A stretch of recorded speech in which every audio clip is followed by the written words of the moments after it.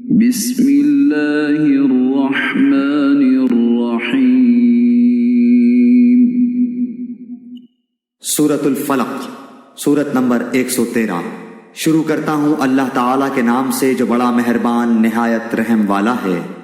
قل اعوذ برب الفلق، آپ کہہ دیجئے کہ میں صبح کے رب کی پناہ میں آتا ہوں، من شر ما خلق، ہر اس چیز کے شر سے جو اس نے پیدا کی ہے، ومن شر غاسق اذا وقب، اور اندھیری رات کی تاریکی کے شر سے جب اس کا اندھیرا پھیل جائے، ومن شر النفاثات فی العقد، اور گرہ لگا کر ان میں پھونکنے والیوں کے شر سے بھی، ومن شر حاسد اذا حسد، اور حسد کرنے والے کی برائی سے بھی جب وہ حسد کرنے لگے۔